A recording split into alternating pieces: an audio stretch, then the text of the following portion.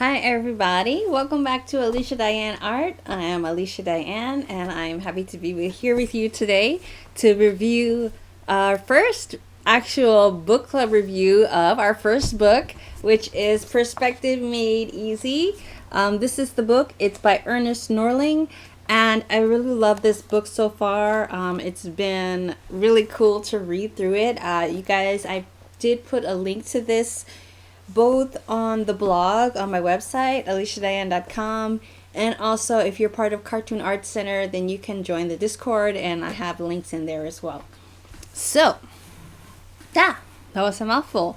Let's get to the review of the book, shall we?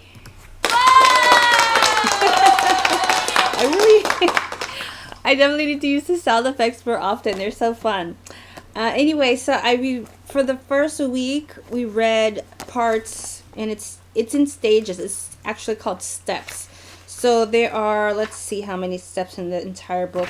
There are 20 steps. So it's not like it's a pretty small book, but it's intensive about how it breaks down each part of perspective and how to learn it, which for me, I really need that because perspective has always been a hard subject for me.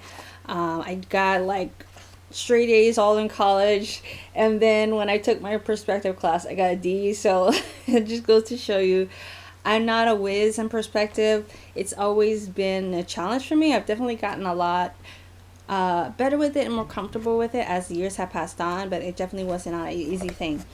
So let's go ahead, and I'm going to start. How I'm going to do these kind of reviews is I'm going to break down a little bit about what each section is about and how I felt about it. So I'm not going to be reading the book back. It is a book club, so we want you to get your own book and read along with us and along with me. But I'll be doing reviews about the sections that we cover. So first one, they cover horizon, vanishing point, and the eye level. First of all, I didn't even know what eye level was before I started reading this book, and I had a hard time figuring out what the horizon line was, especially when it comes to not being able to see the horizon line, because I wasn't sure, like when you're like inside, for instance, and you have a wall and there's a door there, I just thought, well, I guess that's the horizon line. That's where the wall ends and the floor begins or whatever. So I thought in so many ways that was sort of like became the horizon line depending on where you were. I didn't realize until I read this book that the horizon line doesn't change from your eye level. And in nature, it's where the ocean is meeting the sky, or the very end of the platform of Earth is meeting the sky level. So it doesn't matter like what's blocking it, whether it's houses, buildings, mountains, or even like the square corners of a room. The horizon line is going to be the same, and that's going to be at our own eye level. And when I kind of figured that out, it made a lot of sense to me, and it also made it a lot less complicated than I think it needed to be. Whereas I thought that the horizon line was always changing, it's very consistent throughout. It just like the perspective is really the viewpoint of the viewer, so it's all about that eye level of you looking at something, or your camera, where your camera's eye is looking at something. That's the eye level. Like you're seeing me now through the lens of this camera, which is through the eye level. So I thought that it helped me a lot to really understand what that meant, and understanding that the horizon and the eye level are the same thing. Whew. That was a mouthful. Alright, I'm going to go on to step 2. And let's see where the step 2 is. Alright, so in step 2, the book covers eye level again, and its relationship to perspective drawing. So in this stage, we get a little bit more in detail about what the eye level is, and how I think it talks more about like where the viewer is seeing it from. So I think it covered more of the indoors, and just the idea of how the eye level is wherever you choose it to be. For instance, if I'm sitting in this chair, I'm choosing to have an eye level where I can easily access and see things that are like the computer. I'm easy to see like my keyboard. I'm easy to see like the things that are level to this area. But if I needed to get something and see above like a bookshelf or something, then I can choose to elevate myself so I can change my own eye level. So, and also if I need to see something that's on the ground, I can go ahead and sit on the ground or lay on the ground, and that's going to change my eye level. So I'm positioning my body where I want my eye level to be. And as the artist looking in and understanding that, and knowing that we are positioning our view to whoever, however we want the viewer to see it, whether it's from like a worm's eye view or from a bird eye view, it really just makes it a lot easier to understand. So that was what I got from section 2. I'm wondering if the watermark, oh yeah, they did cover this idea of like having a high watermark, which is the exact same thing as the eye level. So let's say if you were, it's the idea of being able to look at things above and below eye level. So if I'm in the ocean, for example, and I want to go swimming, this can be applied to indoors, even though it's water, but I think it's easy to understand when we're thinking about it underwater. If we're underwater and we go right up to our eye in the water, and we look up, and everything that we look above the water is going to be from the view of like above eye level. So we are seeing things at that angle that's above, and it's a kind of easy way to tell everything that's going to be above that water is going to be in the angle of up. And if we look down like below where that water is, we're maybe seeing fish or coral or whatever we're seeing, but we're going to be drawing from that perspective of below the eye level, which is below that high water mark. So I thought that was an interesting way of him explaining it. And the way that he does in the book is like with this, if I can show you really quick, he's got like the guy with the, what is that called, that they used to wear like that submarine hat on his head. But anyway, I thought that was kind of interesting, and I definitely hadn't thought about it like that before. All right, so in step 3, it says parallel lines as we see them, and parallel lines related to one point perspective.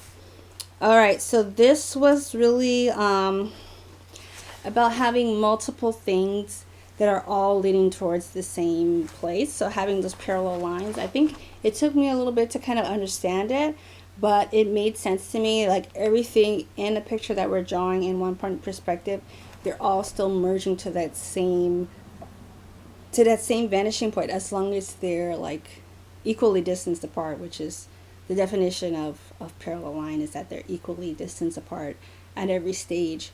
So, I mean, I thought this was really helpful for me to kind of get it. It makes sense because it's not just talking about just like, let's say like a road that's all merging to the same point, but if you have other things that are also like a fence, you could have like telephone poles, you can have other things that stay at the same length and they're still all going to connect at that same vanishing point. So I thought that was pretty interesting of like understanding that and realizing like how to place those types of objects in a one point perspective piece of art. Because definitely I wouldn't have figured that. There's so much that I can't figure this stuff out by myself. Oh, he also talks about that picture plane, in the idea of like if you're standing like at a window plane, for example, and instead of like just standing there, you actually would imagine yourself drawing everything that you see outside of the window, like hopefully not with a permanent marker to like, you know, really piss off your relatives. But I mean, maybe it would be fun to try with like a dry erase marker. I don't know if I will actually do that, but it sounds like it would be a fun experiment to kind of draw everything from your perspective in that moment, and then take a step back and look at it and kind of see it. And what he's saying is, or like the point of this sort of section is also saying like understanding perspective is being able to redraw what you did on that glass and draw it on just like a flat piece of paper and have it look essentially the same. So I mean, I think that's the goal that he wants for us, is to not be able to have to draw on the glass and on the windows, but he wants us to be able to create the same image, but using our own canvas and paper. Okay, step 4. The step 4 covers like, what is it? The 3 sets of parallels and locating the points and the eye level. So in this one, he talked about being able to find the vanishing point and being able to find a horizon line after the fact, like after you already draw an object, or like while you're looking at a piece of art or like a photograph, and being able to find where that horizon line and that eye level is. And he does it, he shows like this example of like using like connecting like the lines that are there. So like you can imagine like this set of bricks here, and then you remove all of them but one, and then you can just make lines to kind of connect. So I thought that was pretty cool.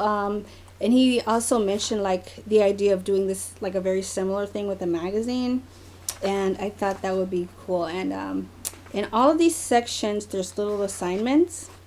So I actually started like numbering all the assignments so that I can actually have them as exercises. So maybe like it could be something that at some point we can do together, or like it's something that maybe I'll just share at some point, maybe in the Facebook group. If you haven't already seen, we do have a Facebook group for my cartoon art center community. It's a private Facebook group. You just have to become a member on the Patreon, and then you have access to that. So if you wanted to join, go ahead and sign up or message me and let me know that you're interested, and we can talk about that some more. Somebody's IMing me. Nobody says I am anymore. Somebody's like texting me, and I get the alerts on my phone, on my computer too. But anyway, yeah, so the last thing he talked about there was like kind of being able to find the vanishing point in like the horizon line on any photograph that has like any sort of structures or buildings, or even in a room. You can essentially find the horizon line and the vanishing point. So I think that's a really good tool to have, to, you know, especially when you need to create your own scenes, or you're using like a reference photo for your comic, or for your graphic novel, for your illustration, for your book, whatever. I think it's a really good tool just to have to keep in your little art supplies, and then, you know, you just keep going. That's what we got up to this far. Section 5, 5 through 8, I'm gonna review next week. The section 5 is like 2 vanishing points, so that's like the 2-point perspective, and then height lines. So I will go over that one next week, along with the next 3 sections after that. So I do hope that you get a chance to get the book online. It's $10, so it's not very expensive. And you can join me, pick up where we left off, and just continue reading with us. And I think it's going to be very helpful, especially when we're wanting to make like those type of quality illustrations that we really are aspiring to. Like, I know that I am, and if you're watching, then I'm sure that you are too. I know that you want to learn this as well. So let's read this together and get better together. All right. So until I see you next time, be grateful, live balanced, be yourself. And on Friday, we are doing back to studying the masters. They were everybody's favorite series. It's definitely like my most watched series across YouTube. It has like tens of thousands of views, which I haven't gotten in most of my other videos, but studying the masters usually brings a big crowd. So don't miss out on that one. I'll see you guys next time. Bye-bye.